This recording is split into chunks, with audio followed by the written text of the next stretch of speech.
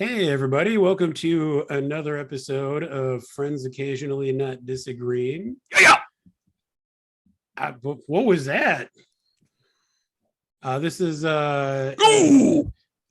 my is there an angry ghost in this podcast? We'll have to investigate that in a second. I am your occasional and frequent host, Joe.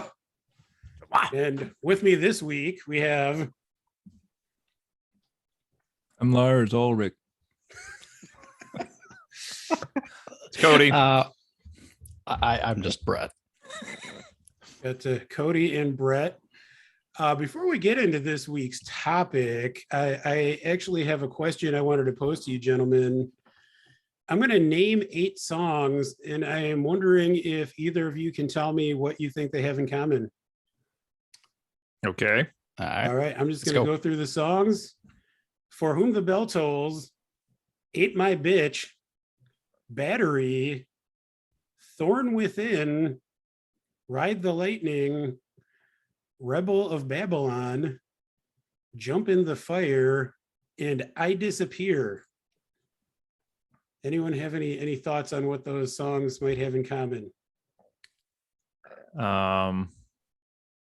First instinct is James and Lars accepted no input from Kirk. Possibly. That's just a safe bet. I was just asking. The correct answer is those 8 songs were apparently chosen by James Hetfield himself to be played at a barrel containing batch 127 of Metallica's blackened whiskey, which I am currently drinking. So you're telling me that they play music to age the whiskey? Telling you that. I was just going to say, what does that mean? Like each bottle's infused with a different song? Like you read stories to plants? Allegedly, part of the process of making Metallica's official whiskey, which is called Blackened, is that for each barrel, while it's sitting for a couple months, they blast music at it loudly with the idea that the frequencies of the music will drive the whiskey deeper into the barrel, thus helping impart more flavor into it. And not only that, but each barrel apparently gets its own playlist selected by one of the members of Metallica. What? Yes. You'd love to be the guy who draws the short straw on that all the time. I did the fucking Barrel Podcast playlist last week. You do it. So I will say, for any fellow whiskey fans out there, I am drinking a glass of batch 127 of blackened whiskey right now, and I am kind of surprised by how much I'm enjoying it. Ooh, 127. That is mostly Death Magnetic on it. You sure? Womp womp. But in case you couldn't guess by probably the title of this podcast and the discussion of the intro, this week we're talking about Metallica. One of the longer running bands in general in the world of music, and certainly in heavy metal. We're eventually going to get to our top 10 Metallica songs. Each of us has a list of our favorites. Before we get into that, as we frequently do, I wanted to start by talking about each of our sort of background, personal history, relationship with Metallica leading up to this point. Who wants to go first on that? I mean, I can, I guess. I don't know. Cody. I don't know if I will be the newest per se, as Metallica's not really new, but I can't remember actually. I know like we were in high school and I went to high school with Brett, but I know we listened to Metallica quite a bit then.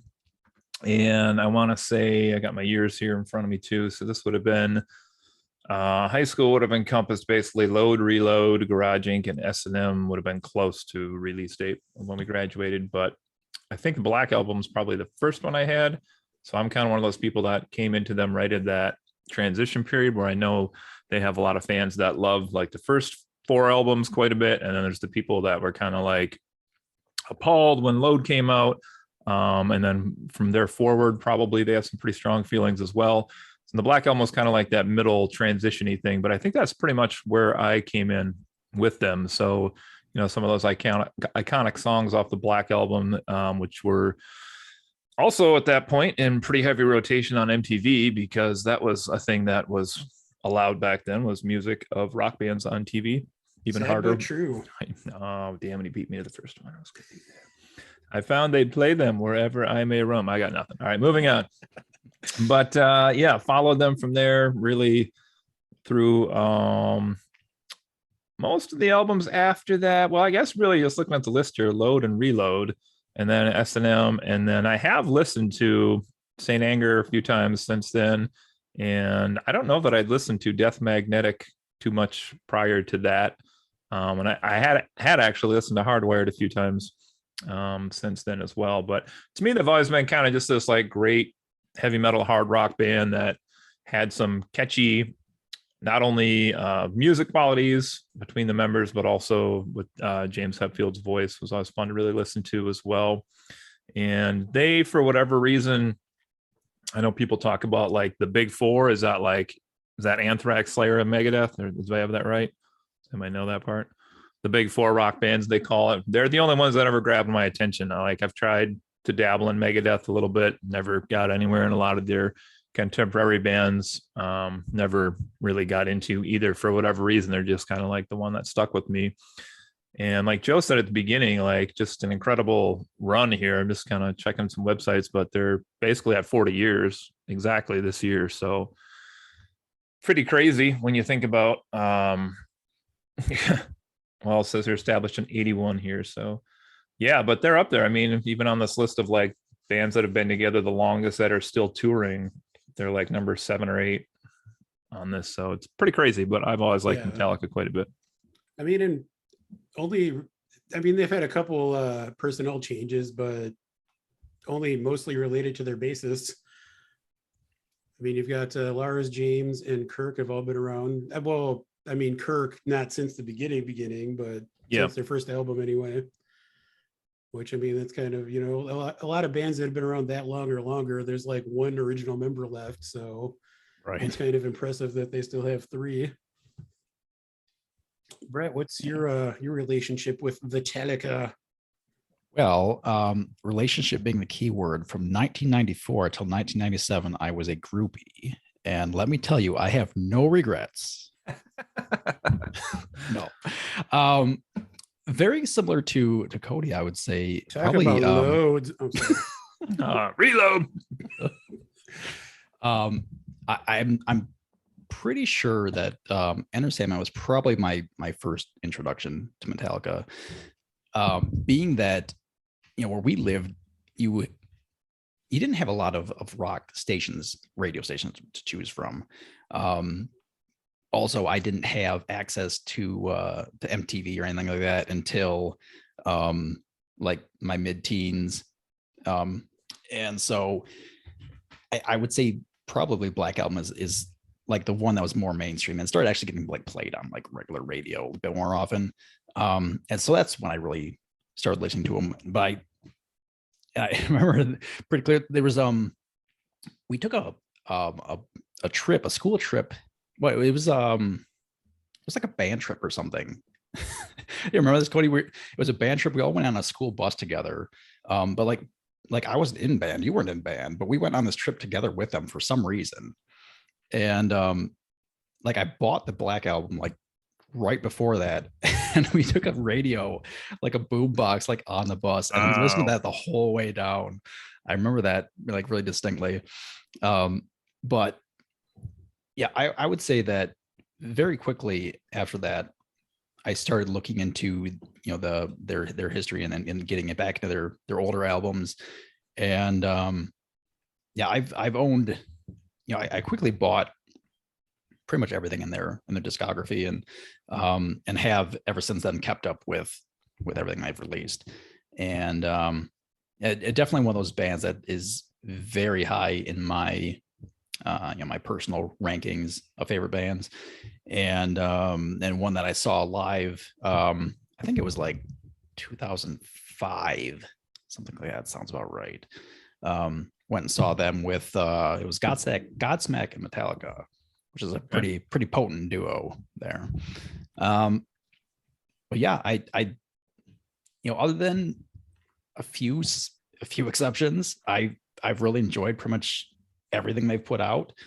And yeah, it's just, they're one of my favorites. So Awesome. Yeah, I mean, I basically have to echo what you guys said as far as kind of my introduction to Metallica was definitely the Black Album. I remember the video for Enter Sandman being on MTV all the time, like Cody said. Yeah. And I remember like at the time, I think I was 8, like being kind of simultaneously like into it, but also kind of creeped out and terrified. Like both the video and the song itself are kind of creepy, especially if you're a child. see that. But I think my brother kind of got more into them around that time than I did. Like I kind of enjoyed it, but I didn't get like, super into them. But then over the course of the next couple of years, I mean, I had a copy of the Black Album, which I listened to a lot. And then just over the next several years, kind of as you guys said, went back into their back catalog a little bit. When I was in kind of my late teens, early 20s, I went through a phase where I got into a lot of like, probably even like older metal bands than Metallica. Like I was more into like, Sabbath and Judas Priest and Iron Maiden. And I mean, Metallica is, a little bit newer school, more, well, they started more on the thrash metal side, but for some reason of like that era, Metallica is kind of the one band that I kind of latched onto. And, I ended up really, like Brett said, I got most of their albums. I did kind of stop following them after like Load and Reload. Saint Anger, we might talk about later, was even more divisive amongst fans than the Black Album was. Or maybe we won't. Maybe we won't. But I mean, still, and I mean, it's, as I've gotten older, as I've gotten like deep into my 30s, I'm 39 now. I mostly find myself listening to like mellower stuff. Like I mostly listen to what I like to call sad bastard music, which is like a lot of acoustic and like whatever. But Uh-oh. Metallica is a band for me where, even if I don't listen to them for like a very long time, at some point, they're still going to come back into rotation. Like I will always find myself revisiting them. So I don't know if I would say they're necessarily one of my like top 10 favorite bands of all time, but they definitely have a special place in my heart, and were formative for my musical taste and interest. We had talked before we started recording about possibly briefly discussing a little bit about the history of the band. I don't know how much we want to get into that. I mean, we've kind of hinted already that there have been a few lineup changes. Yeah. Dave Mustaine, who would go on to form Megadeth, was yeah. Ooh, what? Those guys? He was the original guitarist and parted ways, and there's been some little bit of bad blood there. It's been bitter for 39 years. I mean, the original bassist Cliff Burton died tragically, was replaced by Jason Newsted, who then quit the band many, many years later, and then was eventually replaced by Robert Trujillo, who's still with the band. I mean, I think if we're looking at their history, it's almost more interesting to look at their musical output, because I think, as you guys had mentioned, the Black Album was a turning point. I mean, children at home who might not know this, Metallica was originally what's known as a thrash metal band. What does that mean, Uncle Joe? Well, Codykins. No, I was being the kids at home. Go on.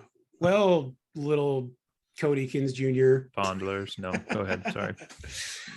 I mean, basically, it was just like loud and fast heavy metal. Like there was not a ton of emphasis necessarily on, I mean, not that they didn't have any, because that's part of the reason I like a lot of the earlier stuff still, is that they still put a decent amount of attention into like craft, but it was really more about just being like loud and fast. And you often had just kind of like a fast grinding guitar, underneath the song.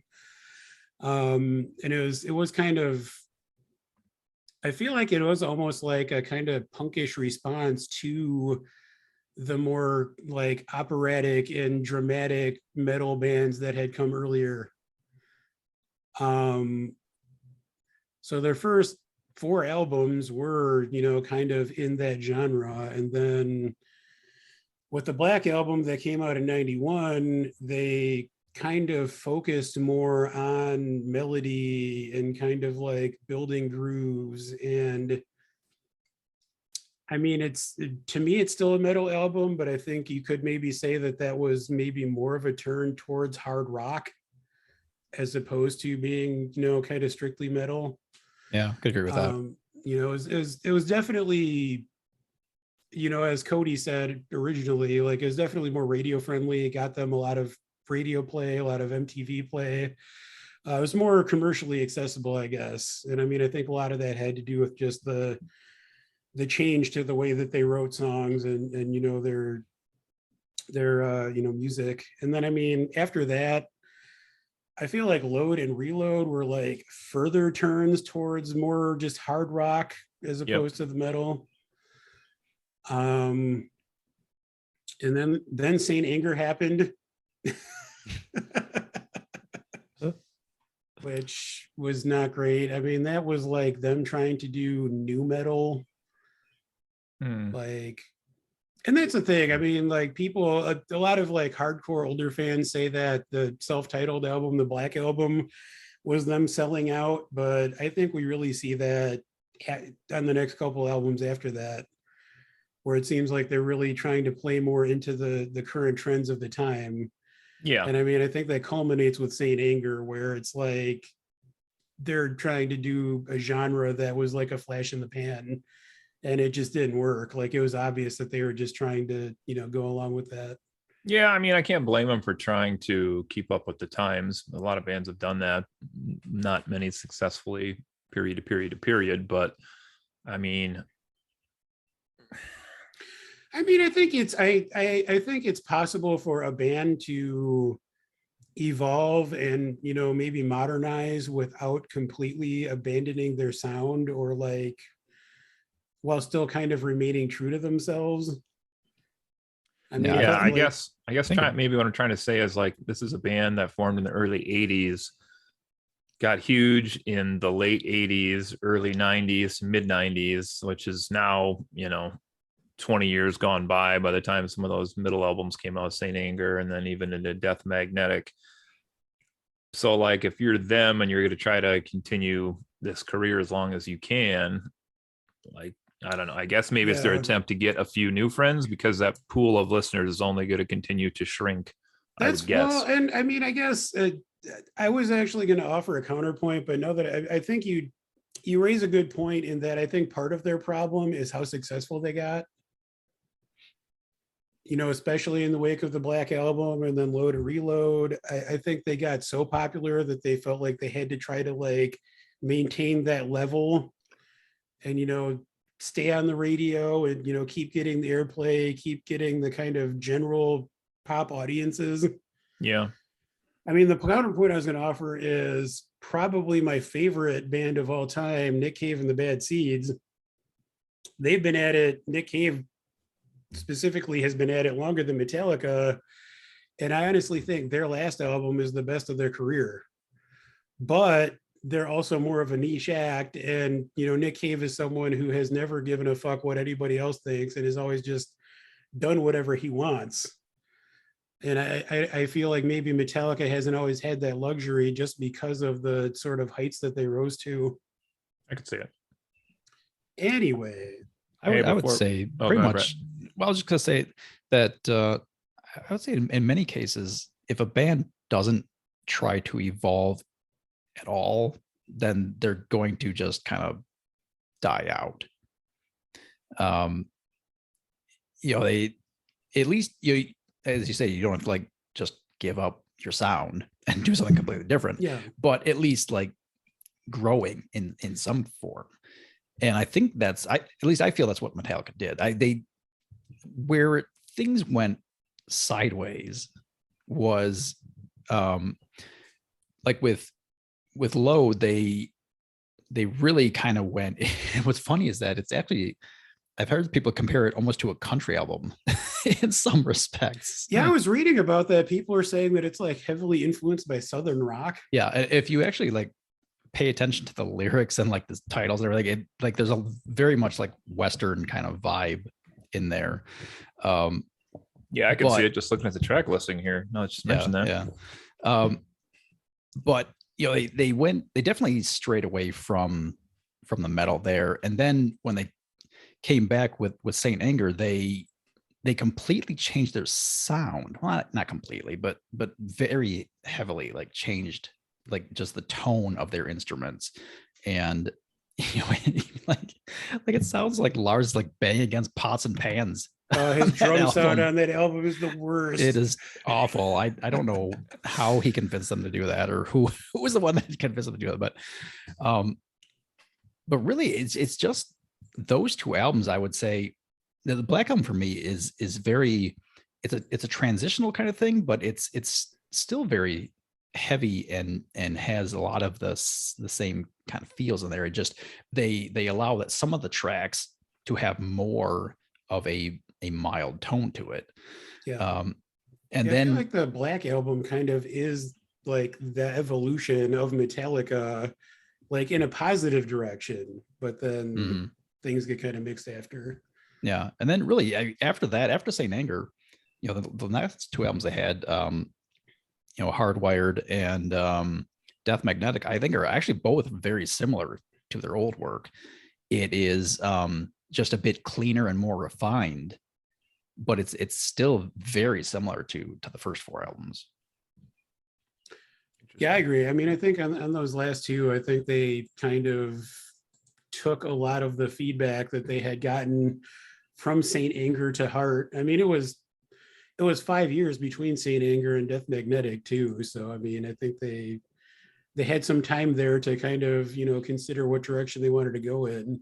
And it feels like they did definitely kind of, you know, decide to go back towards the thrash metal roots.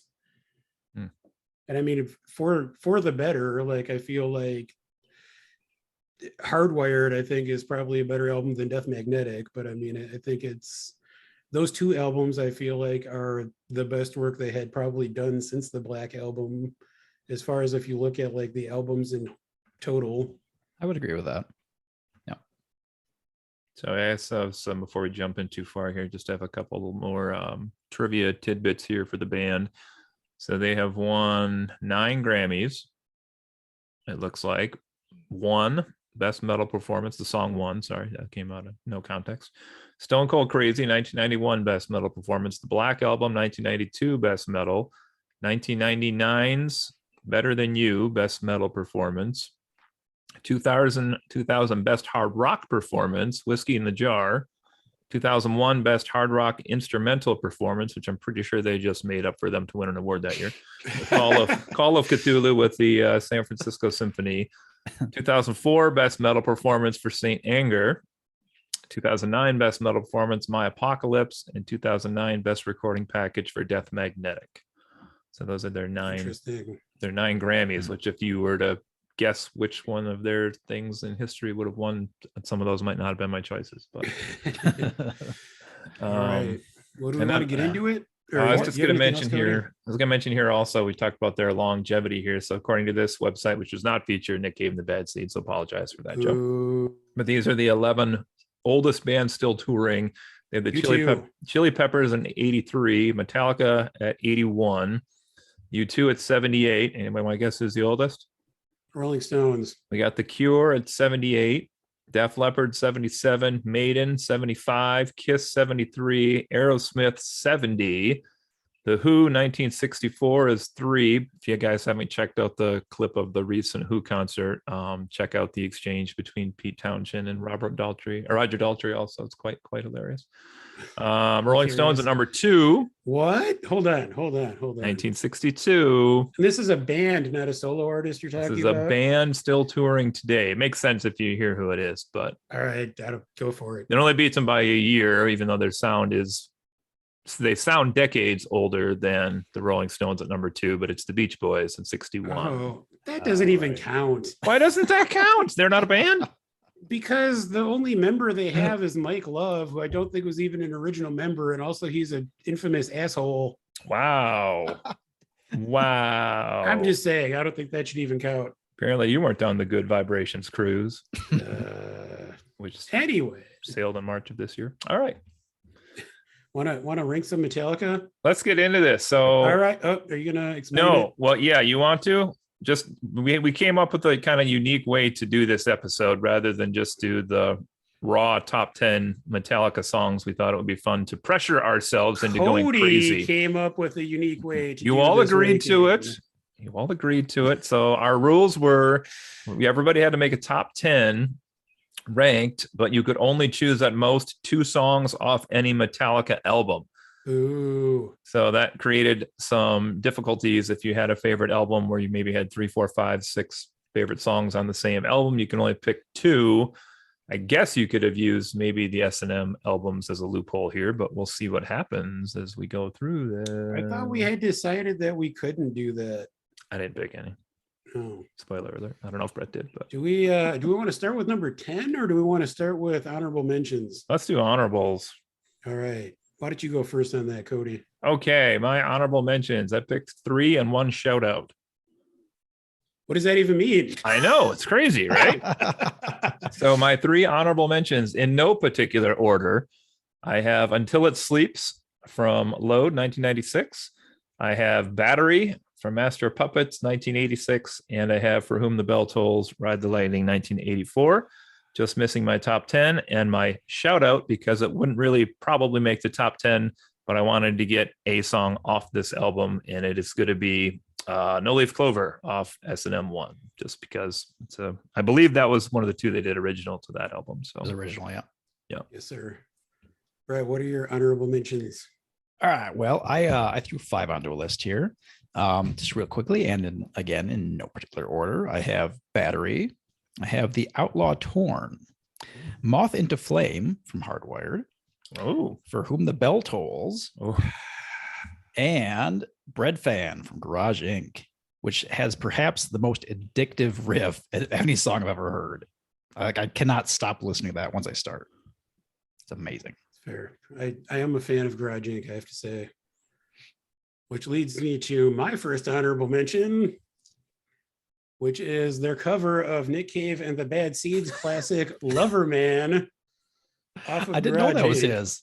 It sure That's a good is. song. I'm gonna actually talk a little bit about mine. I generally I'm very rarely a fan of covers in general, and I am even more protective of Nick Cave and the Bad Seeds. So I am shocked by the fact that I actually really like Metallica's cover of Lover Man. I think that it's off of one of the Bad Seeds, like it's kind of their like breakthrough album in a way. It's like their version of the Black Album, where it's the one that like Red Right Hand is off of, and it's not that they're a super well-known band, but it's like probably their most like generally accessible album anyway. But the Metallica version, I think, captures this like James Hetfield's voice and just the music. It almost feels more menacing than the Nick Cave version. And I'm surprised at how well it works. My other 2 honorable mentions, I've got Fight Fire with Fire, which is the opening track off of Ride the Lightning. I think it's just a great album opener. And I also have Ride the Lightning off of Ride the Lightning, which is my second favorite song about someone dying in the electric chair. The first being The Mercy Seat by Nick Cave and the Bad Seeds. There's a list. First, there's the list. Party in the USA by Miley Cyrus. So let's get into boy. Anyway, good times. Let's stick with this rotation. Cody, what do you have in your proper number 10 slot? So we did the ranking with only the 2 per album, but we also had talked about, Brett, are you going to try to throw together an aggregate as we go? Yeah. So I've got a spreadsheet ready to go with almost every song in their discography listed. So I don't have to type anything in. I can just throw a number at it. Nice. So all I ask is that when you give your song, let me know. I mean, the only thing it could be is if you're picking a song off at S&M, just let me know that, because otherwise everything is, self-explanatory. But yeah, I'll throw a number at it from for 10th place will be 1 point, and then obviously going opposite up to 10 points for first place. All right. And I'll when I'm done, I can quickly sort those out and we have some accurate top numbers. A Honda Awesome. Acura. You heard him. There it is. I kind of wish Oh. Hudson had made the Yeah, podcast that because I would've- feel like he might have balanced out some numbers here maybe a little bit. But Yeah, I definitely think he might have had some being as different he's picks, but 20 years older than all of us. He's not here. Anyway.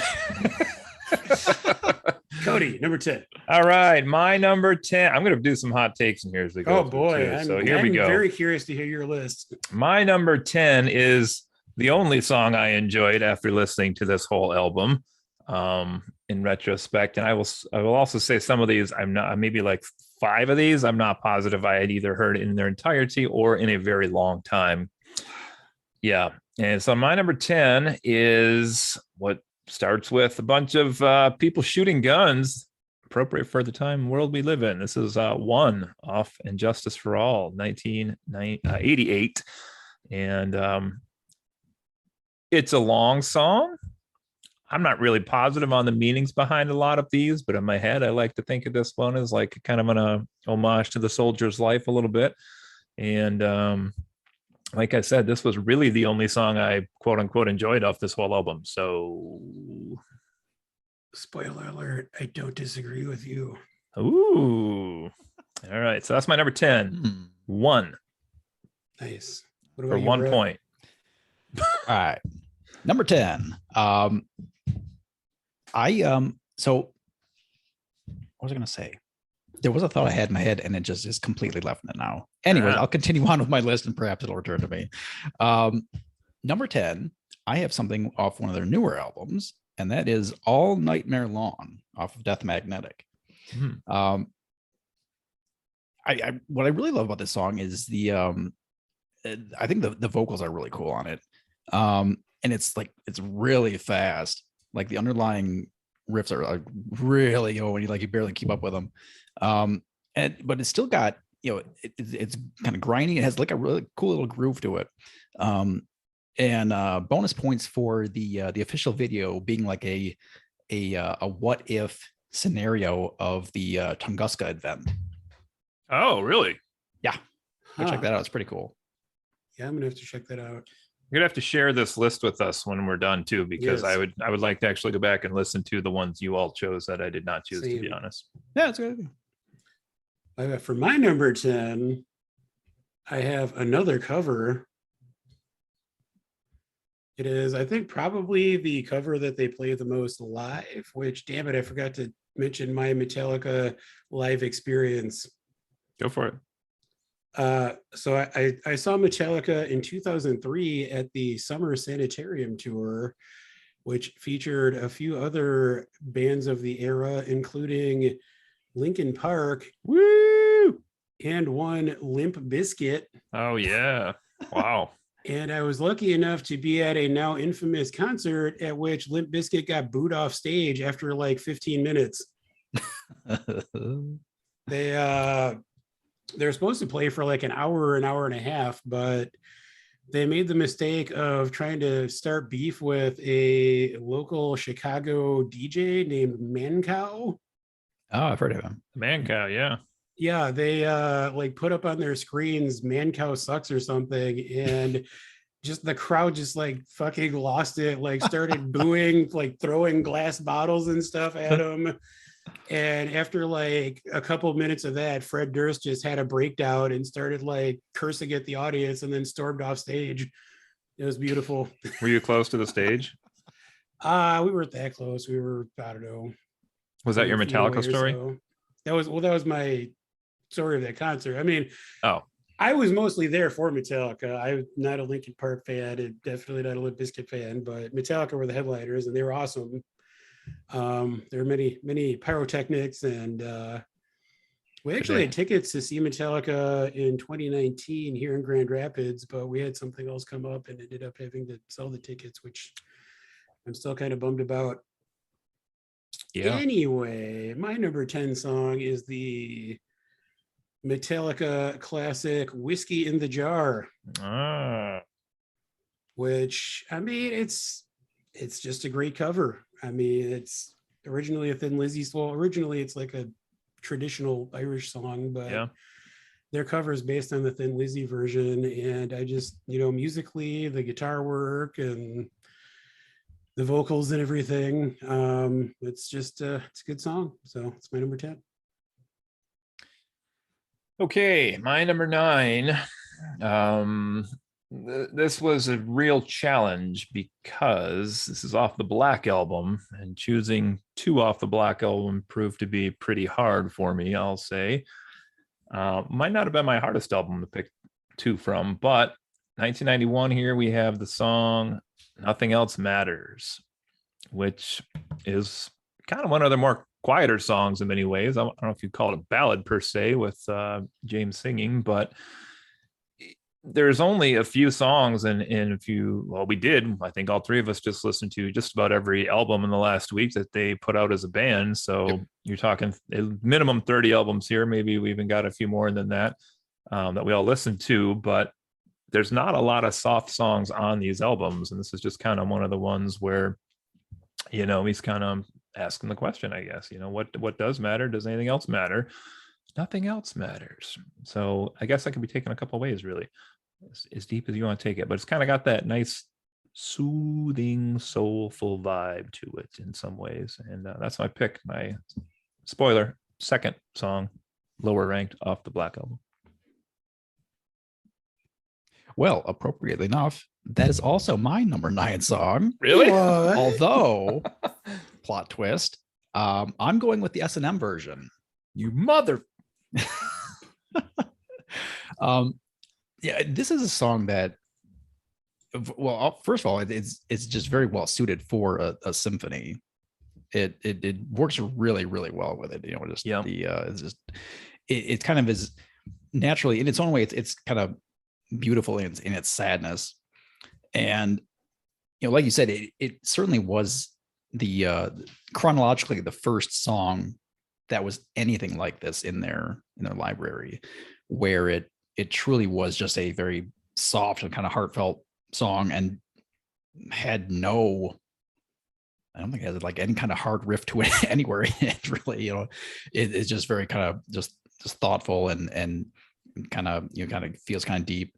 And yeah, I love this. The being with the San Francisco Symphony gives that extra feel to it for me. And yeah, I just love listening to the song. That is a great song. It's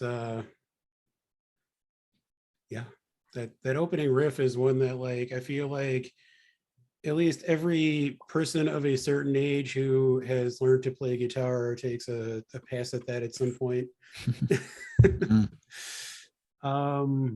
I, in my number 9 spot, have a song that is not as good as that one. But due to the constraints of the 2 songs per album, spoiler alert, that song did not make my list because there are 2 other songs from that album that I like more, but fair. I do think it's probably a better song than the one I'm about to name, which is Fuel off of Reload. This is kind of, as I mentioned, when we were talking about their changes over time, this really is a hard rock song. Like, this is not a heavy metal song. You picked the sellout song. Come on. But I think it's a pretty good hard rock song. I mean, it's catchy. Like, I'm not, as many older Metallica fans, I'm not the biggest fan of Load and Reload, but I have to admit that I kind of like the song Fuel. So there it is. Wasn't there something on the cover of Load? Let's keep going. That's fine. What do you got for number 8, Cody? Oh yeah, it's me again. All right, my number 8 is going. Or should I say Lodi? Oh yes, I've been called worse and better, by the way. But anyway, 1986. I'm going back to Master of Puppets album for the song Master of Puppets. What? I know, right? It's like they named the album after the song or something. This is just fun. I can't claim to know all the lyrics to this one. I just enjoy how he keeps repeating master of Puppet. Good rock tune. It was my top pick from that particular album, spoiler alert. And yeah, Wow. that's all I got for that one. Master of Puppets. All right. Number 8 on my list here, I have Turn the Page from Garage Inc. Nice. What's really great about this song is that you're taking, the brilliant work of Bob Seger and you're meshing it with the sound of Metallica, and it works wonderfully. And it also really enjoys. They didn't change the song. They just played it.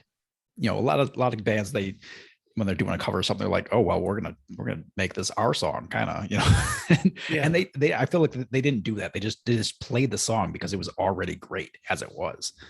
And the version that they put out really, it just, with that groove and everything, just sounds great with their sound.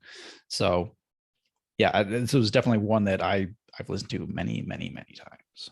I thought it was rude that Bob Seger covered their song years before they did it. Yeah, that's pretty rude. Yeah, I actually debated putting that one on my list. I agree, it is a great cover. I mean, Yeah, it is. I'm a big Bob Seger fan, but I have to admit that they did a great job. Turn the page. Yeah. That was my highest Garage Inc. one, but it didn't make my list. Sadly. Aw. Spoiler. And number 8, I am also going back to Master of Puppets as Cody did, Ooh. but I am going with Welcome Home in parentheses Sanitarium. What? Nice choice. It's just it's a classic Metallica song. I mean, I feel like it's interesting. They often look at the themes involving like mental illness and being kind of trapped in various places. They definitely do. Yeah. And I mean, this is, maybe an early, well, maybe not even super early, but this is a early-ish example of that. It's also an interesting song structurally because it is kind of a like slower, softer song for the most part. I mean, you get like in the chorus, you get the sanitarium, which, I mean, they play the song a lot live, but I mean, compared to, especially since this is still in like their more thrash era, like this is kind of a milder, gentler song. But I think it's a classic for a reason. Okay. My number 7. Look out. Time Warp. Here we go. We're moving They did ahead. a cover of the Time Warp from Rocky Horror. Yeah, and they did it again as well once they were done. 30 years after the song I just listed, my next pick here, 2016, Hardware to Self-Destruct. This is the song Atlas Rise, which is, I like this album probably more than I should, I'll be honest, from 2016. I mean, but a couple people mentioned here, like it's maybe not a return to form for them, but it's definitely like one of their better albums I think they've put out in a while here. And I like this song quite a bit, Atlas Rise. I really have heard it maybe 10 times, I would say, but just really enjoy the, I don't know, Hetfield has, I feel like the longer their style has gone on, he's kind of mastered the use of the pause with his lyrics. Like he knows just where to like say a word, pause for a half second, a second, and then like hit you with the second part of whatever that lyric is going to be. And this is one of those videos like Atlas Rise, he's, that was almost more Rob Halford, but where Yeah, I was thinking that. All right, anyway, but yeah, Atlas Rise, my number 7. Nice.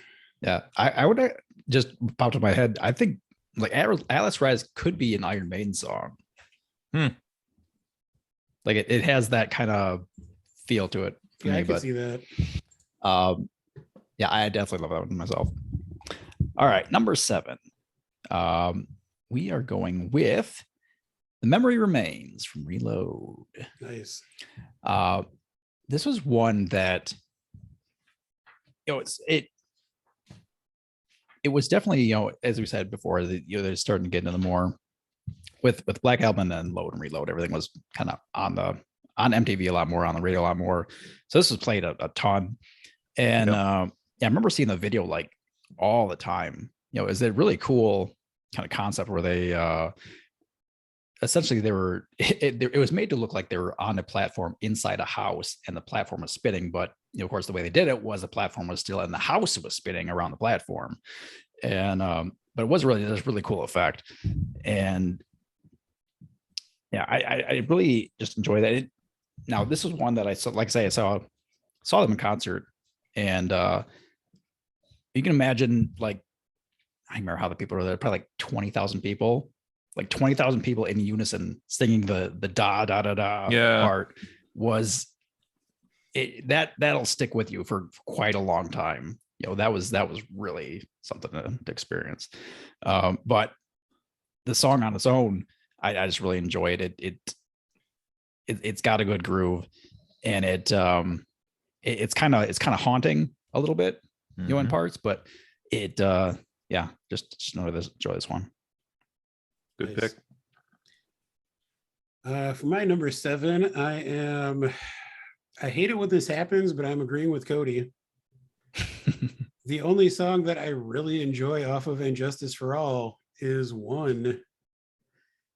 And to answer your question about what the song is about, Cody, it is actually about a soldier who is wounded in battle and loses all of his limbs and, I believe, eyesight.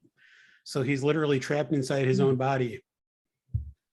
And again, dealing with these themes of like feeling trapped and whatnot. But this is like kind of an earlier, starts a little bit slower and then builds up, obviously, but I like how it's one of my favorite things in songs is when their structure varies and they kind of like start off a little bit quieter, slower, and then build up as they go on, which is something that I'll revisit with some of my higher ranked songs. But on an album that, like, I don't dislike And Justice for All, I don't like hate it, but I don't think it's as good as the 3 albums that preceded it, or some of the albums that came after it. So I think that is the one, no pun intended, that is the one standout on that album for me. So it comes in at number 7. That's a weird one too, because when I was listening to S&M, like that song's version really stood out on that album because they don't have many songs with sound effects. And so it was like literally the intro to one, and then the symphony joins in, and then Metallica joins in. And it's like just weird to hear like the symphony preceded by like all of these war sounds before that on stage. That was kind of weird. Yeah, that song is always kind of like a big moment live. I think they usually have some like, pyrotechnics involved. Yeah, strobe effects and things. Yeah. Yep. A good time to murder someone. Also, like I sees it. Anyway, on to my number 6. I had to ask myself if this was actually a song that I enjoy this much, or if I just enjoy James Hetfield saying, "Get in my bitch," because it's Ain't My Bitch off Load 1996. And I love when he says that line over and over and over. I was also just thinking they should release a 30th anniversary Load Reload album called Full Load, but that's neither here nor there. Anyway, let's go back to this. And what I like about this song, it's a good rocker, and the whole maybe first 4, I don't have it in front of me here, but the first 4 or 5 songs off Load were all really high energy, like kind of get you going type songs. And this is one of those that I really, really enjoy. Number 6, Ain't My Bitch. Well, number 6 for me, let's see what I can add to it, but I have one, which both of you have talked about already up at this point. But for me, this song it's a really good mixture of heavy tunes and just kind of a really kind of beautiful guitar kind of melody to it. The way that many of their songs are structured is, they come in with, a kind of like a bass kind of guitar riff, and then they add in the bass or something, and then they add in the drums, and they kind of like build on it, and then they kind of give you all the parts of the song kind of individually, and then like throw them all together. And this is one that certainly does that the effect really well. The start of the with the the guitar coming in with no distortion to it. It's just a clean electric guitar, and then they come in with the the obviously the lyrics on this are really powerful. Just what they're presenting, and that video is legendary at this point. Yeah, I was gonna say, Cody, if you haven't seen that video, you should watch it. I don't believe I ever have seen the video. So the theme that Joe presented about a soldier having like lost all of his ability to kind of be a person, essentially. That's from a movie. I didn't write it down here, but it's like from I think it's called Johnny Got His Gun. Yes, that's it. Oh, I've heard of that. Okay. 10 points for Hufflepuff. I hope you like Pufflepuff. That's where I stuck you. So yeah, that is the video, though, the movie. And it's essentially the exact same story. And in the video, they take a lot of clips directly from that movie and then kind of splice them together to create this story. And yeah, that the bridge on that song is just pure thrash. It's amazing. Like, is that sorry, go ahead. Well, it's just like another part of just how Metallica structures the songs is you get like 4 minutes of like a great song, and then they transition into another great song for like 3 minutes. That's fair. Yeah, so many of their songs could be like chopped into two and make 2 songs out of them, and they both be amazing. But yeah, the latter half of that song is just incredible. Yeah, and I mean it. The more I think about it, the more I'm like, should I rank that song higher?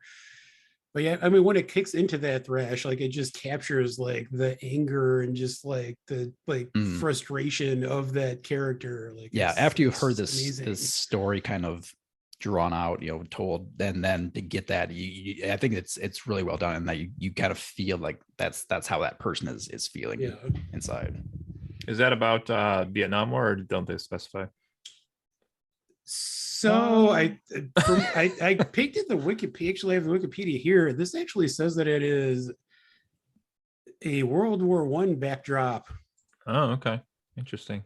Yeah, I mean, I feel like it could kind of and actually looks like that's what Johnny Got His Gun is. Yeah, I was gonna say that movie kind of came out, I think, before Vietnam, or maybe kind of at the same time it was starting. So yeah, it came out in 1971, so it was like right in there. Yeah, but I mean, it's I feel like it could apply to any soldier. I mean, if you take the literal idea of like the soldier trapped in his own body away, I think there are kind of some universal feelings and themes that you could get from the song as well. I mean, World War I was pretty brutal, so that would also be a good backdrop. Anyway, for my number 6, I'm going all the way back to their first album, Kill 'Em All. And I have Seek and Destroy, which is another live staple for them. I think they play it in most of their shows. And one thing that like I mean, I knew, but I had kind of forgotten, but it struck me again while I was revisiting their albums over the past week or so, is that James Hetfield is a pretty great guitarist himself. It's easy to think of Kirk Hammett as the lead guitarist and, James Hetfield playing rhythm guitar, but James Hetfield like goes riff for riff with Kirk on a lot of songs. And I mean, that's the case right from the beginning with Seek and Destroy. It starts with this dual guitar riff, you hear it like, if you're listening on headphones, especially, you can distinctly hear both guitars like playing the same riff, but you can tell that it's actually, they're not just doubling it, that it's actually 2 different guitars playing it. And it's just a great metal, thrash song, gets you pumped up. But I think it is just kind of that intro with that dual guitar attack that kind of gets it up there for me. Yeah, I didn't like that album.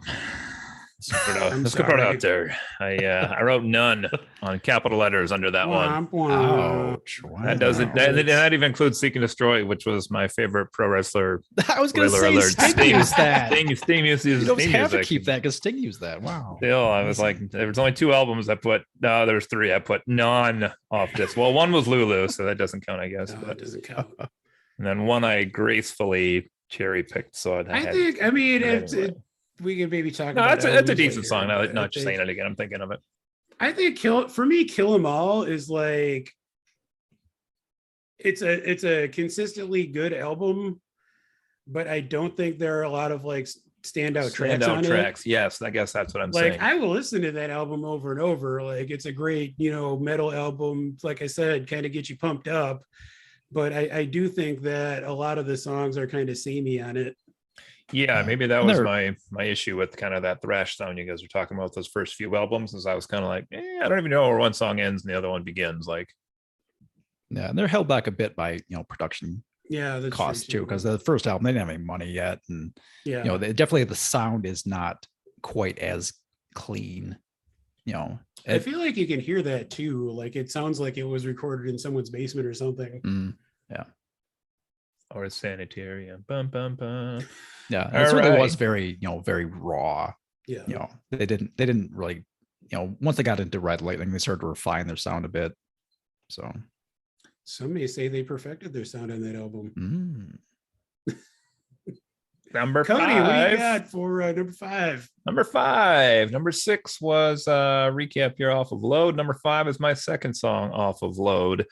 1996. This is King Nothing, which I love this song. This one's got that really fun intro. It almost sounds like a flea or like an insect buzzing really quietly for like 30 seconds. Then it kind of grows in its tempo, I guess, its loudness. And then you get into the the whole King Nothing intro. And it's another one where James is just kind of screaming into the microphone with the lyrics as he's getting into this. And I know I watched the music video for this a long time ago. I don't recall what that is at this point now. But the phrase itself, King Nothing, kind of feels like could be applicable to quite a bit in our culture today of people who feel like they maybe are important for some reason and maybe are not really all that important to begin with. That being said, check out my podcast, folks. King Nothing is my number 5. all right. Well, I have what I have done is I've put the wrong score on that number 1. Hold on. 20 points for King Nothing. That should be a 5, I think. Okay. Coming in at what are we on here? Number 5? Number 5. No, number 5. We're coming in with Seek and Destroy. Yay! Which we just recapped a moment ago, but Seek and Destroy has just an absolutely killer riff to start out with. Yeah. It doesn't build up, it just like throws at you like this is the best part of this song. You're gonna hear this. You're gonna hear this for like the next 6 minutes, and you're gonna love every moment of it. There's something too about the sound is it's a bit more grindy than some of the other tracks on that album, and it comes off really well. And when you get again, as I mentioned before, you get like a bunch of great song, and then like 4 minutes in, you get a bridge that is amazing, and this one does not disappoint at all. The bridge and the guitar solo in the song, I think, are top notch. It's one of their best that they do. So I definitely had to include this one on my list. I have the guitar solo in my head. It's pretty Yeah, great. I keep singing it too. You're right. That's a good song. I'm wrong. Yeah, Cody. There's a good song off that album. You're right. Dick. Especially Yeah. Yeah, you're right. My number 5 is a song off the Black Album, and it is Sad But True. That's all I have to say. You're just gonna let it hang there? Just gonna let it hang. No, I mean that's honest. I feel like I Also, the could've- name of Joe's autobiography. Well, that might be why I like this song. No, I mean, there were a couple songs off this album that I could have picked, and this is one that I've just always loved. as a sad boy, it speaks to me. To me, it feels very much like a song about like inner demons and inner turmoil and kind of struggling with existential crisis. It also just has a fucking killer heavy riff that makes me want to bang my head. So it's the best of both worlds. It rocks and it makes me feel some feelings. A good one. Okay, are we up to number 4? My Yes, sir. goodness.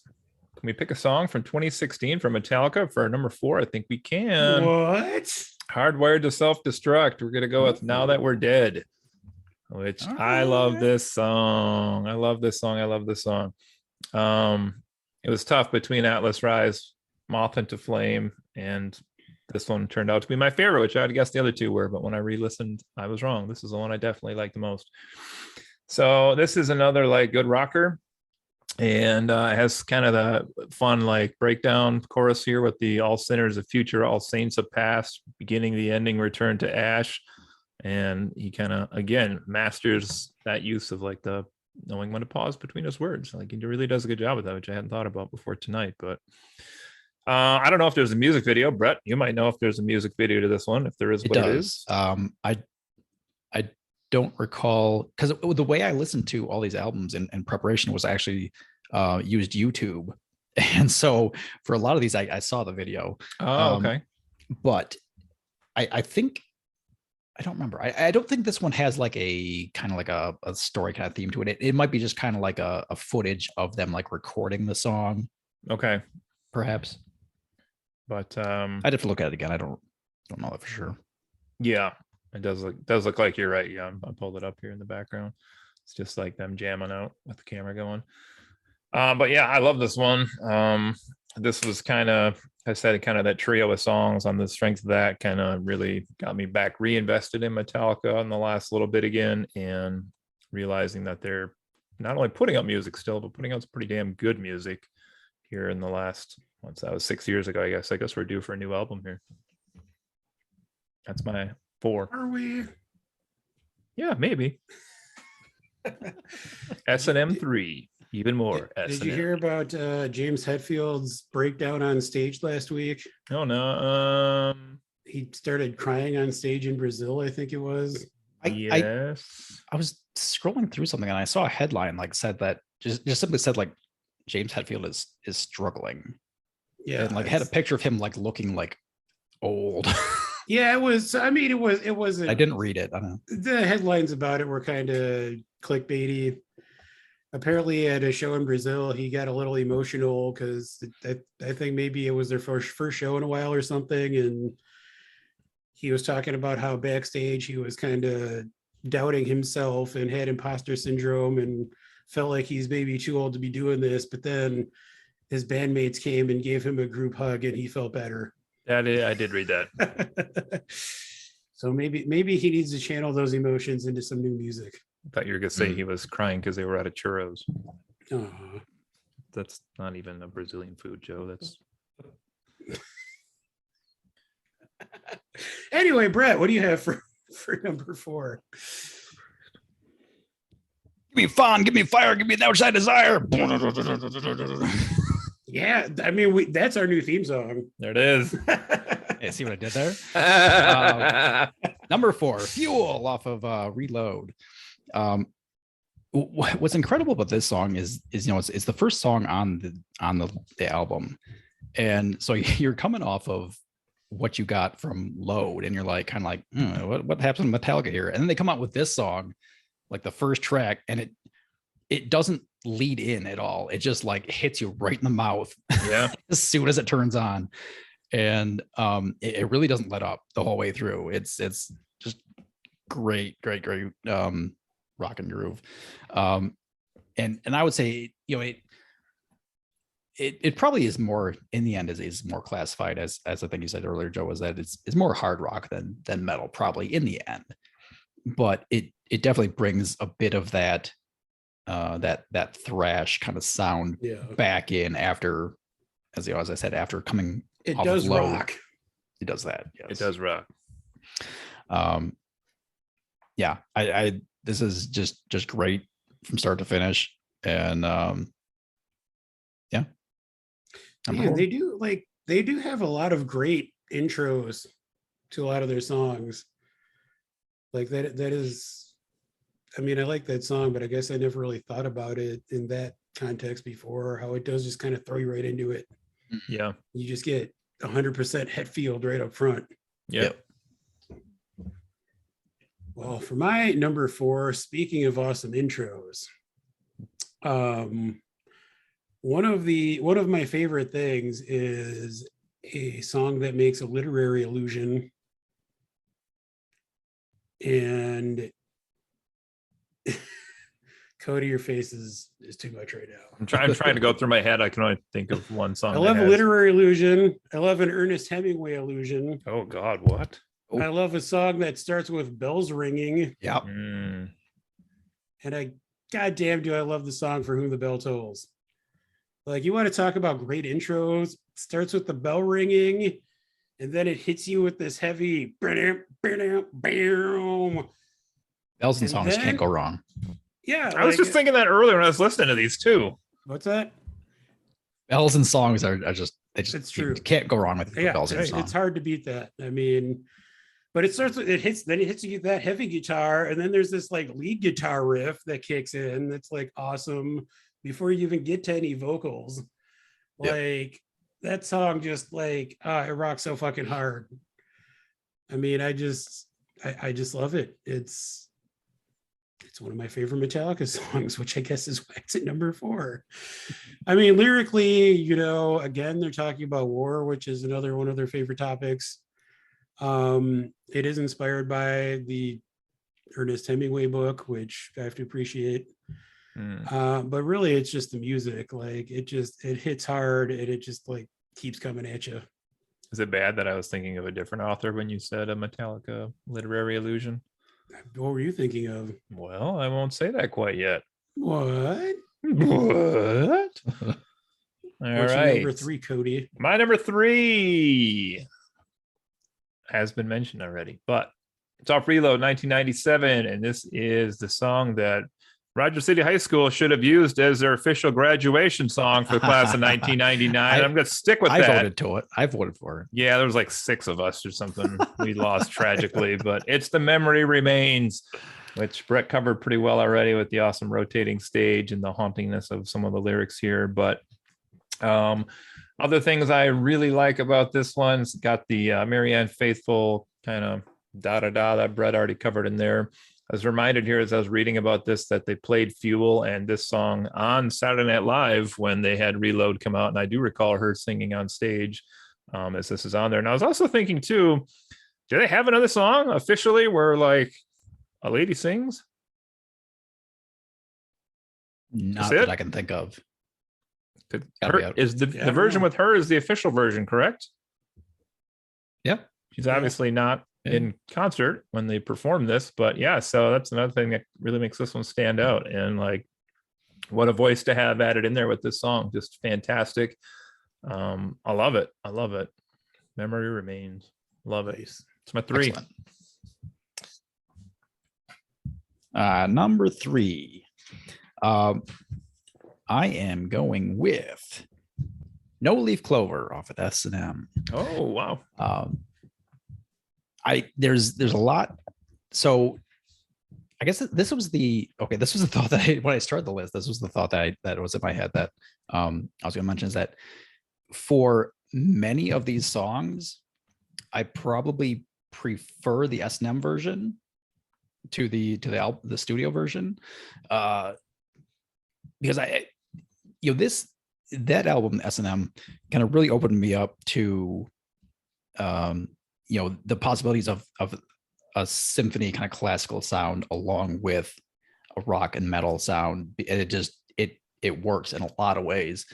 And so I listen to a lot of things now, like when I'm just like my playlist when I'm trying to like get some work done is often kind of this the same kind of thing, like a symphonic kind of rocking music. And yeah, this song just really does it for me. Where's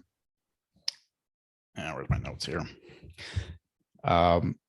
So it, as I say, it's just a really beautiful kind of melding of these two sounds together. And then the vocals, I really love how it kind of builds up at like several points during the song. It like kind of, he's like has that kind of low, kind of quiet singing, and then it just kind of ramps up into this great riff. And it just the vocals in general, I think, are just really well done, and I just love hearing this song every time because it just everything works so well for me. I did see they put this on S&M 2, which they only took like half of S&M 1 to put on S&M 2, but this was one of the ones they chose to do that for. Yeah, I think you're right. I just gave it the shout out, but it is a really, really good tune. It is a good song. I have to agree. Joe's number one. Well, we'll see about that. We will. My number 3, I would like to say Mazel Tov. My favorite heavy metal song about the Passover. It is going back to Ride the Lightning. It is Creeping Death. Okay. Again, this song rocks. Thematically, it's always kind of tickled me that it's like inspired by the movie The Ten Commandments, which is in turn kind of inspired by Jewish history. But it's another one where like it just hits you with like an awesome riff right up front. Structurally, it's kind of weird being surrounded by thousands of people chanting "die." But this is another one where like you get this like rocking song and then it kind of like changes in the bridge and it's just like "die by my hand." And I mean, I think Ride the Lightning is where, I mean, I kind of half jokingly said it before that it's like where they kind of hit their peak, but I think in comparison to, we all kind of agreed that Kill 'Em All is maybe a little samey, not a lot of differentiation in the songs there. I think on Ride the Lightning, all of the songs are pretty vastly different. I think the production value is a lot higher. I think they kind of expanded their songwriting horizons quite a bit, and just like structurally and musically and even lyrically, I think this is a great song. I mean, it's one of the things which I guess I hadn't even really, considered until just now. Like one of the things that's interesting about Metallica is that they will kind of dedicate to a theme for a song. Like they will, just dive into a subject matter. And that's certainly the case here. And at the end of the day, once again, it just fucking rocks. All right, my number 2. P.S. Is a no-leaf clover just a piece of grass? It's kind of just a stem, I suppose. Yeah. What is, Yeah, okay. that's fair. I got a whole field of no-leaf clovers in my backyard. I had a whole field of clovers before they killed them all last year. But anyway, let's get back to this. Number 2 for me is one that's also been mentioned here already, and this is going to be off Reload, and it is Brett impression here. It is Fuel, and I love that song as well. I really debated between Fuel and Memory Remains. I knew pretty quickly those were going to be my 2 picks off of Reload, and Memory Remains probably means a little more to me personally, but I listened to them back and forth. We did this tomorrow. I might flip the order on those 2, but a couple of you already mentioned Fuel, and it's really I mean, it's just a solid song that's been established here already, but you're exactly right. Like you just thrown into it. That's one of the few Metallica videos I do remember, is not where they're like street racing, drag racing or something down the side. And it's just like, your lyrics match exactly with your emotions in this one. Like you just have like the blood pumping through your veins and you hear this song and you're just like, hell yeah, let's go like do something, or, go do something crazy, or flip a car, or censor that next comment anyway, or whatever the case may be. Keep all our viewers here from across the country. Let's move on. with this. But yeah, it's a good album. I love it. And Fuel just really puts in that moment right away. Love it. Plus, you know, Hetfield again screaming into a microphone. I seem to like a lot of the ones where he just screams into the microphone. It must be I mean, my. does he ever do anything besides that? I mean, That's kind of his vocal style. there's a couple ones in here, maybe. Nothing else matters. Some other ones we mentioned, but yeah, okay. Fair. Fuel is my number 2. Nice.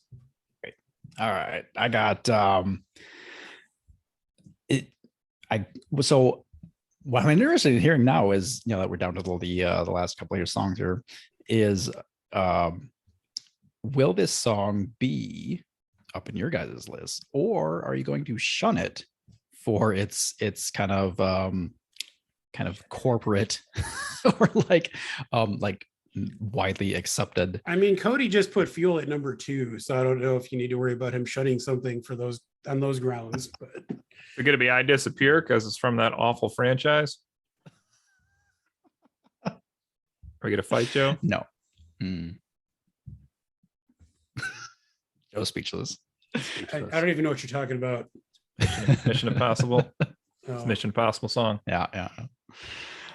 Anyways, long story short, I am putting Enter Sandman at my number 2.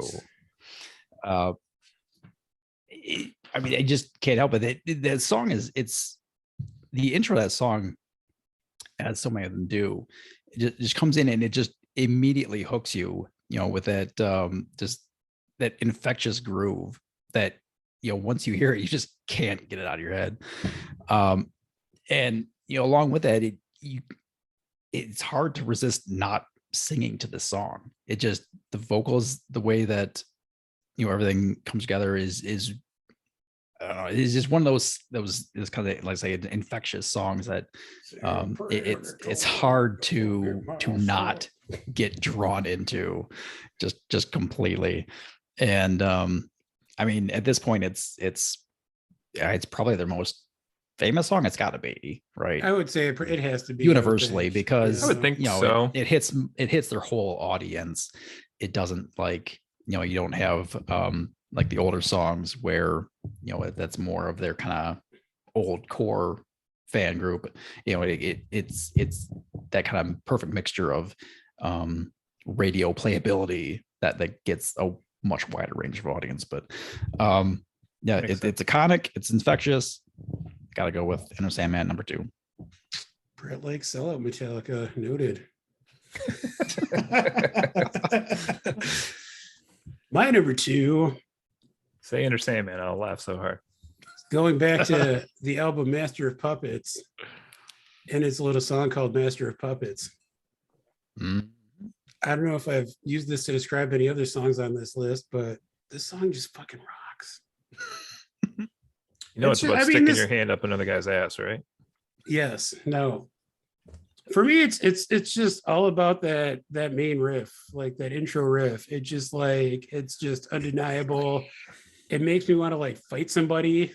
Do it. Like, it's just an incredible metal song. Like, I think it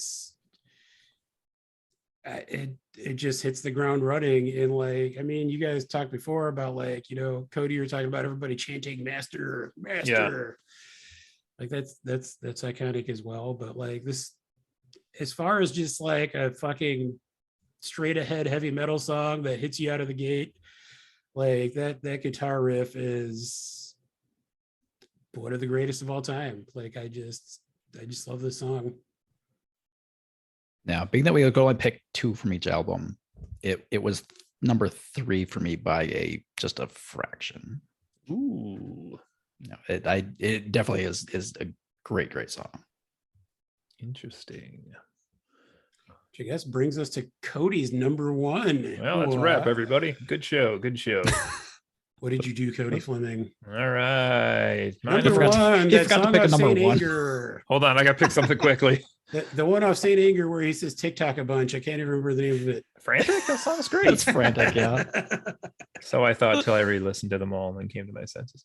All right, we're up to number 1. And my number 1 is off of let me pull it up here. This is off of Load.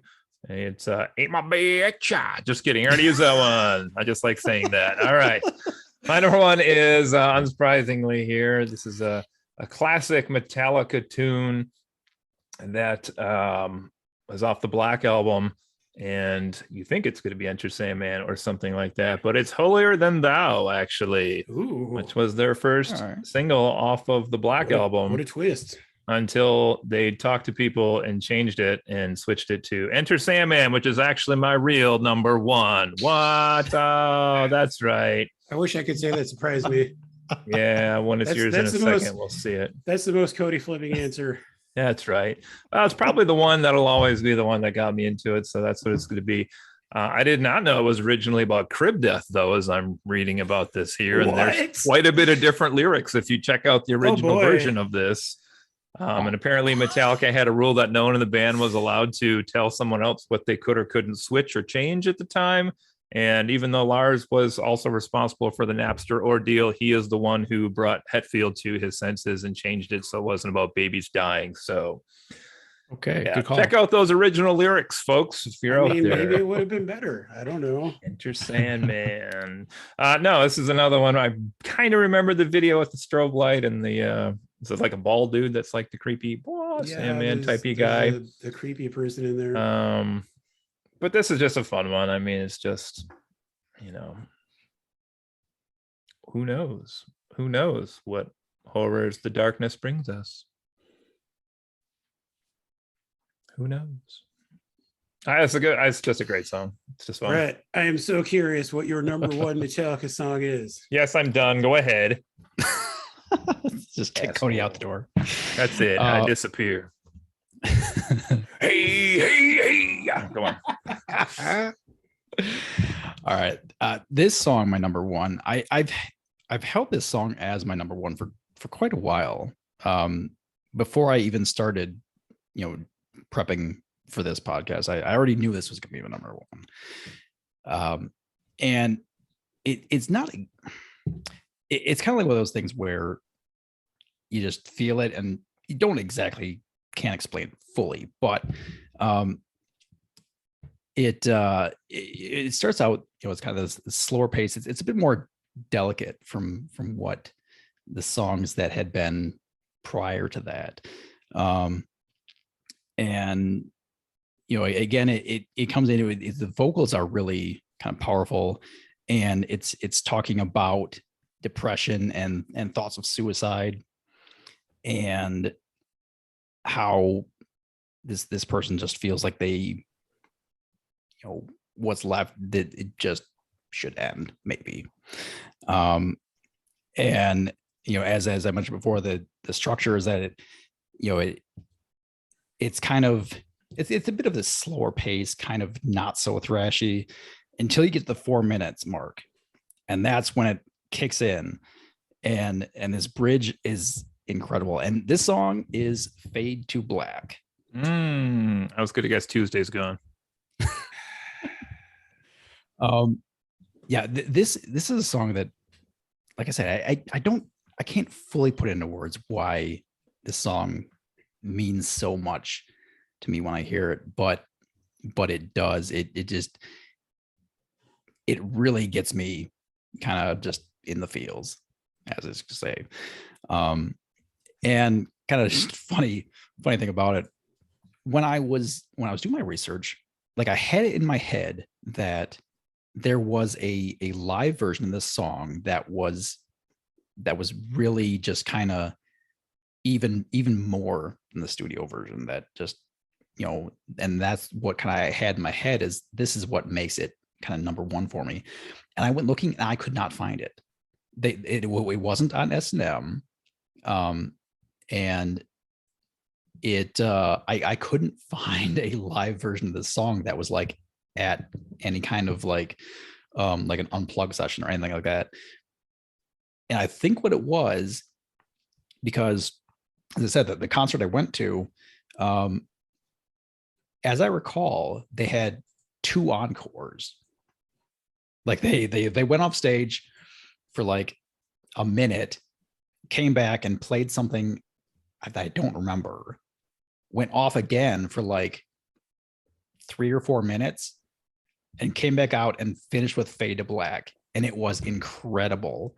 I think that is what sticks in my head, is that in-person live performance. And yeah, this I can't say anything more about it. It's awesome. It's just right there for me. So number one, Fade to Black. Brett dislikes it because it's the song that Hetfield was performing when he got burned on stage. He's really telling us that he doesn't like Metallica. Fuck you, Cody. It almost ended. So close. That is an amazing song. Like that, you said Master of Puppets was like a close number 3 off that album for you. That Yes. was like, Well, that was off. Right. Yeah, that's Ride the Lightning. No, I'm saying like you had said that Master of Puppets was a close number 3 off of Master of Puppets for you. Yes. Yeah. Fade to Black was a close number 3 off of I see where you're Lightning going. for me, because Yeah, I got you. I mean, spoiler alert for our upcoming album discussion. I could have literally named 5 songs off of Ride the Lightning for my top 10 favorite Metallica songs. Like, it's fantastic. But I digress. My number 1 Metallica song, which this is one that ultimately surprised me, because when I first started this endeavor, I would not have thought that a song off this album would have been at the top of my list. It's the Mission Impossible soundtrack, guarantee it. It is Enter Sandman. Predictable. You're terrible. I had to. Like, I mean, as we all discussed, that was kind of like a formative experience for all of us, this song back in the day. Not Brett, apparently. But it's also just, I mean, we kept talking about like the structure of their songs. And I mean, we had the discussion earlier about artists evolving. I feel like this is kind of like, this is the evolution of Metallica's sound, like from across the 80s into the early 90s. Like the production value is higher than it ever had. The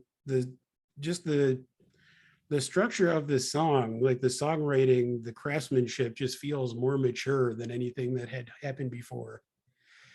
Very transitional. Yeah. Yeah. And I mean, and I had mentioned before that, you know, I do like songs that kind of build, you know, this song, I mean, it gets into it a little bit faster than some others, but it starts with that, you know, very kind of just natural guitar tone, like no distortion or anything on it. It starts with that riff, and then eventually you get the drum kicking in, and then they come in with the distortion and start rocking, and then we get the vocals. And then there's that, like, at the time I remember not even like realizing that this was actually a prayer that people said, but there's the bridge where it like breaks it down, and you get the "Now I lay me down to sleep, I pray the Lord my soul to keep," but it's James Hetfield at full Hetfield. Like, I just love everything about the song. And I mean, even if it's not off of, you know, my favorite Metallica album, I think it is kind of them at the height of their powers and at the height of their songwriting abilities, really. So I feel like I just had to put it up there. And they've been trying to recapture it ever since. Well, that might be true. That might Maybe. be sad, but true. Odd little thing here. Type in Yes. on your browsers, on Google, go to Google specifically, get off Bing, Brett. I know you're over there. Type in Enter Sandman lyrics and see what Google spits out to you as the default. What? What am I? What?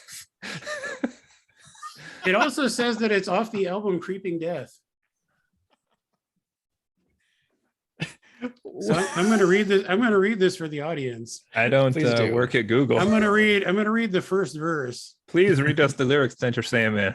These are the official lyrics to Enter Sandman according to Google. This is that Enter prayer that Joe was Sandman, talking about. Song by Metallica, it does say.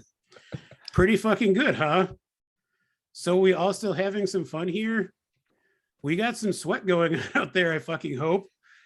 We like to see some fucking action going on. This could just Ooh. pertain to our podcast. Yeah. That's where we fucking are, man. Don't forget it. Cerveza, man, eh? Metallica. Have some fucking Guevara. A little beer for my throat. A little drinking music, maestro. And it goes on from there. And like, when I Hail first Satan, started, if you please. Hail Satan, if you please. Maybe that's Jason. He's in a good fucking mood, so you better fuck out. Sees a lot of his amigos there tonight. Could this be from like a Oh, live wow. performance? I don't know what's going on here. In my head, I'm trying to put it to the music. Yeah, And well, it's not coming to me. when I started reading the first couple lines, I was like, maybe this is off a live album, and then it's going to get into the actual lyrics of the song, but it does not. Survey's the man. Hey, no, I got nothing. Oh, it's amazing. So, All right, thank you, Gracia. Let's have a good time tonight together, man. there's that whole thing. Oh boy. Yep. Oh boy. Anyway, we sure did it. We sure did that thing. Well, While Brett's tabulating, did we Yeah. want to do a quick mention of top 3 albums as well? sure. Ooh, now I'm second guessing mine. All right, you want to do these one at a time or just do the full load at once? I think we could just shoot your wad all at once. All right. Blast your load. My number 3, though I picked no songs off this album, is S&M 1, because I do, for a lot of the same musical qualities Brett had already talked about, do enjoy as well. I thought it was kind of a really perfect blend of symphonic music and hard rock / metal, I guess, on some. So that's my number 3. My number 2 is the Black Album, which nostalgia reasons, and then also the three I wrote down off there. My top was Enter Sandman, Nothing Else Matters was my 2, and I put Wherever I May Roam as my number 3, but definitely Sad But True or even Unforgiven could have been on there as well. So those are really good ones too. And then my number 1 for today, but doesn't really make sense looking at my list here, because I don't have a song off this album higher than 5 or 6, but it's going to be Load to start. And it's because I like at least the first 6 songs on that. Like loads. Well, I like the first. Let me pull this up here. I'm on the wrong spot here, because you got obviously King Nothing, which I had mentioned there. And what was another one I chose off that? Oh, what was the name of that other subtle song that I chose? You guys remember? It ain't my bitch. Is also off that one. So I got those 2. Hero of the Day is on that one. Let me pull up the list here. 2x4, which I actually almost put in my top 10. I love that song. Bing, ding, ding, ding. I like the going the up and down in that one. What else we got in this one? There's just good ones on here. It's interesting you mentioned the comment on the would say country music. Is that how you worded that? Western? Because I'm looking at this more and thinking about it now, and definitely it's rock, but yeah, especially the titles here. You got Thorns, you got Ronnie, which is definitely like a weird speaky song. Outlaws are mentioned down here. You got Heroes, I could definitely see it happening. Yeehaw. That's my 3. I got S&M 1, Black Album, and Load, even though I had Reload songs higher on the list, so go figure. Yeah. Right. So I had thought about it earlier too while I was putting this together. Was I think altogether, just as an album, I think Load is better than Reload. But the problem is that the big songs on Load are not as good as Reload.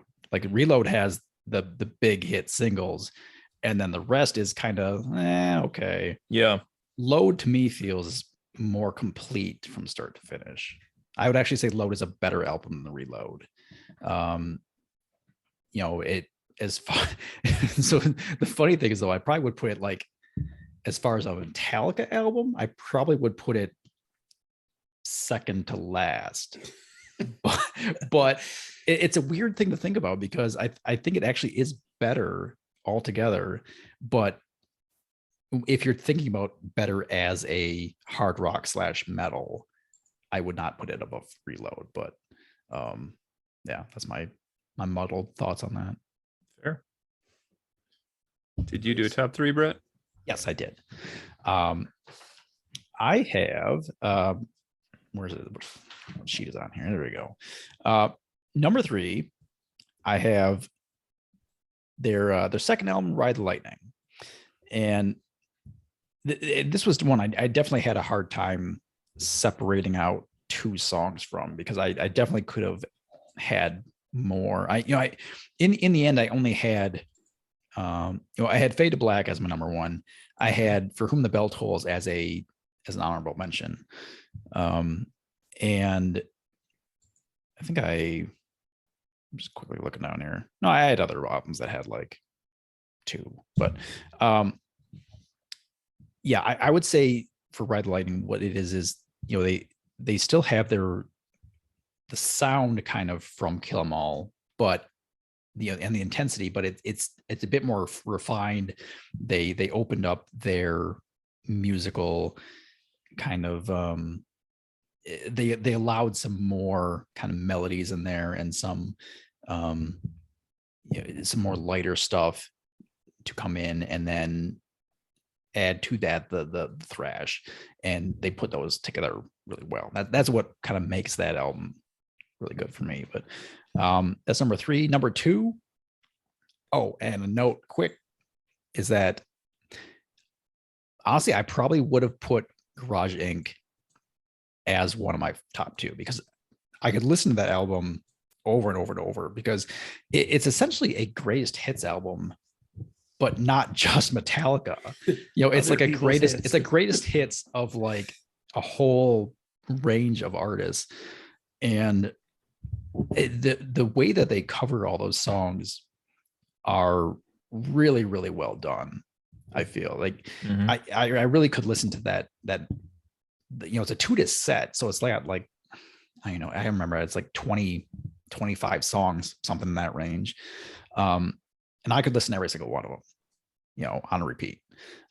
Great album, but I didn't include it because it wasn't their music completely, but just want to get that note in there. But number 2, I had S&M, for the reasons that I kind of mentioned before, that the melding of the symphony and the metal for me just works really well. They start off with that performance, coming out with the song from Good, Bad, and the Ugly.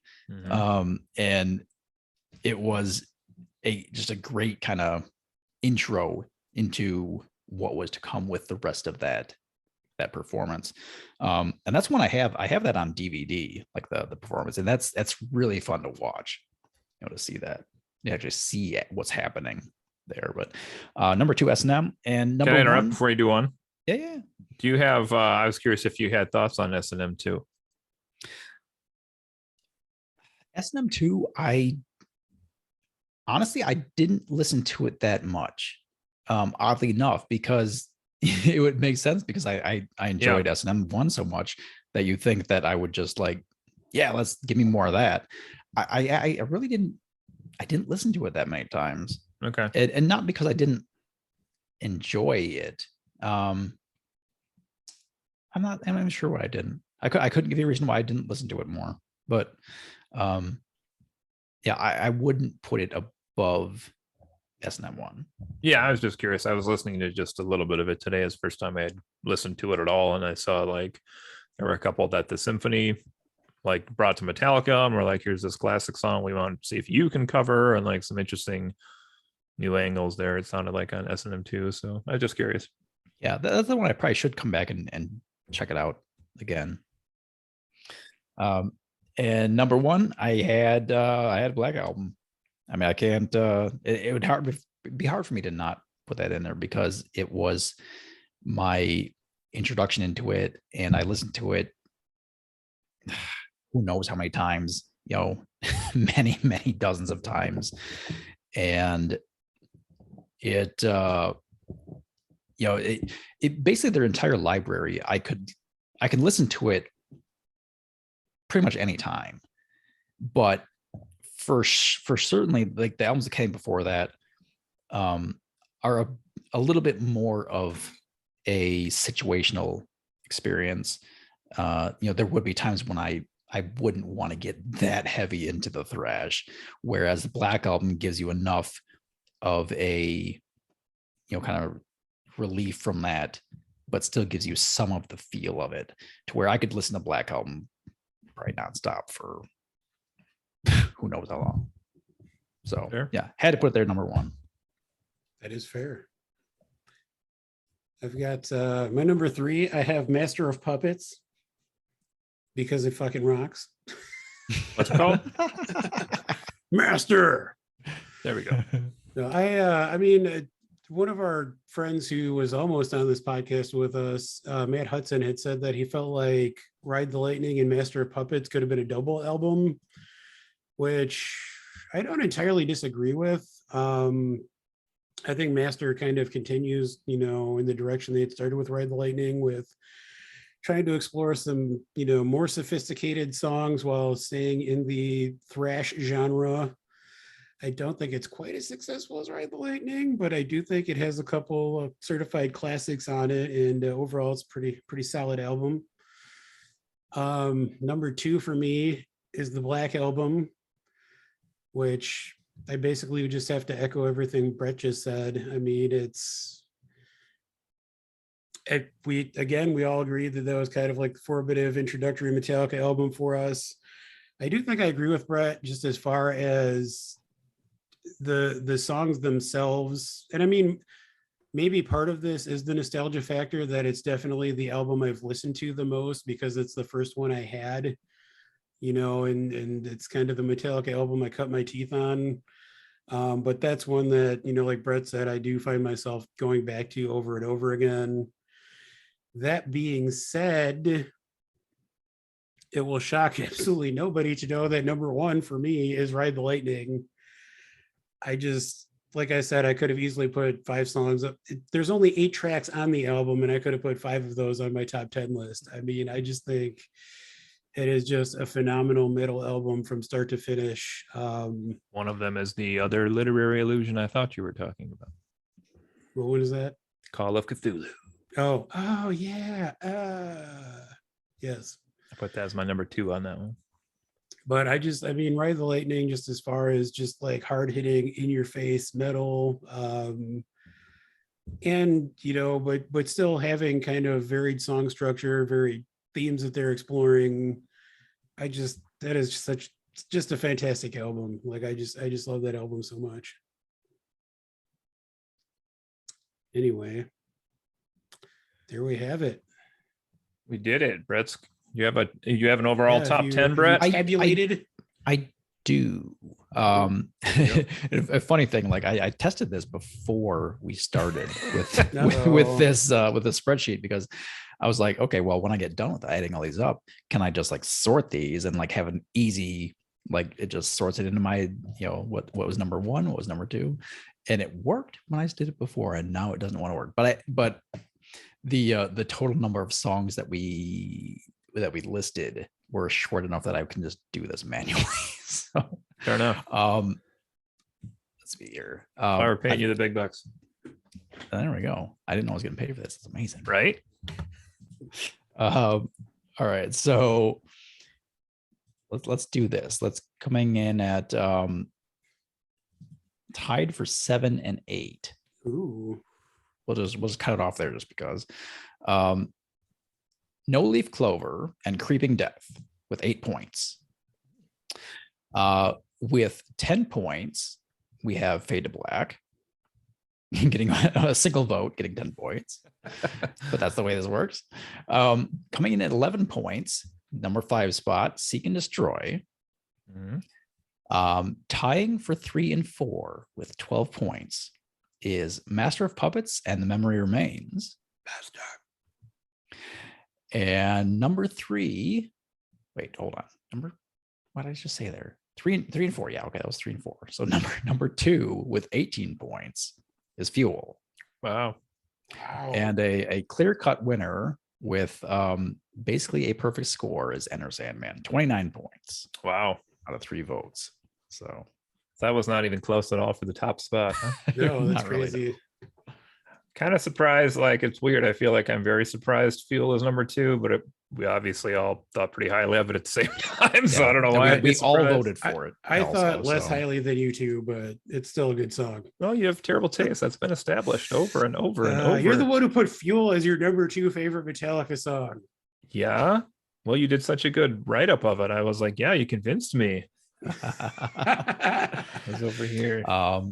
Those 2, no, one also. I was just gonna say, the only songs that we all voted for were Fuel Enter Sandman, and it won. Wow, that's kind of interesting. Yeah, that is interesting, actually.